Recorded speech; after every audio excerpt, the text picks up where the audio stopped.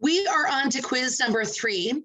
And the first statement is arbitration hearings are often based on a procuring cause dispute between realtors associated with different firms. True or false? This is true. It is often a matter of, you stole my client, right? So let's review just quickly though, while we're here, what is procuring cause?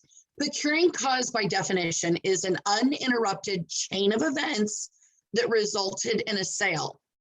So ask yourself the next time you lose that client, did I have an uninterrupted chain of events? Because oftentimes I've got, especially buyer's agents that come to me, say, I lost my buyer, so-and-so stole my client. And my first thought is, 1, did you have an exclusive agency agreement? But 2, what were the events leading up to that? Had you literally just been showing them homes Sunday morning, and then Sunday afternoon, they went to an open house and got swooped up? So what are you doing? Because oftentimes once I start asking an agent questions, they were on vacation for 2 weeks and didn't have any backup plans for an agent to cover their business, and their client stepped out on them and they didn't have an agency agreement signed, an exclusive one at least. All of a sudden, all these layers of the onion start peeling off, and they did have a break in their chain of procuring cause. So just keep that in mind. Don't go on vacation without having someone cover your business. And number 2, if you're going to have clients going to open houses, teach them how to do it. I know a lot of agents say, sign in under my name, or they are given extra business cards to hand out. There's a ton of different things that you can do. You might have your own creative ideas. Please just do them. That helps protect your procuring cause. The next one is the code requires that realtors respect the agency relationships that agents have, that other agents have with their clients. Of course, that one is true. That one is probably pretty captain obvious to you. The next one is the code of ethics prohibits exaggeration, misrepresentation, and concealment of pertinent facts about the property or the transaction. Ooh, that's a big one. This is true. Now, puffing is technically legal. Fraud is not.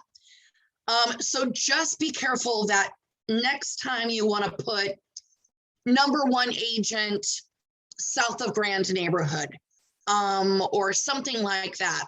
Make sure that if you're going to do these extreme examples, I obviously want you to promote yourself. I know you want to do that too. I think we're all into that. Make sure that you've got the evidence to provide it. The other one that I'm going to tie into this is we see a lot of new windows in a listing description, and those windows need to be new if you're putting new. If they aren't new, include the date when they were installed, or even rely on something that's maybe a couple years old.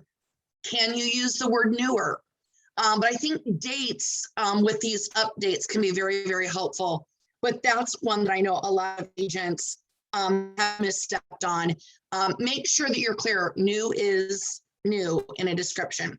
Those are just a couple of examples. 4th point, generally a licensee can rely on statements given by a seller, such as a seller disclosure statement, unless the licensee has reason to believe that the information which the seller has given is not true. And this is true. As agents, we rely on the statements that they give us. That's why we want to make sure that we document the conversation. And a great way to do that is obviously with our seller disclosure statements about the property. However, if you've got reason to think something is untrue, it's time to ask a few more questions. Because again, anything that you know about that property that would be a material adverse fact must be disclosed to all parties. So that one was true. The last one, the requirement to secure agreements in writing extends only to sales contract and not to changes or amendments in the contract. This one is false. This one is false. A sales contract is a legal binding contract, correct? Any amendment or addendum that we add to that now just becomes another page to the contract. So if you got a 5-page purchase agreement and you add an inspection addendum to it, that addendum basically becomes page 6, correct? So any changes in that is the same as making changes to the sales contract. So that statement is false. Again, it's time to test your memory, and you are on to your next quiz number 3.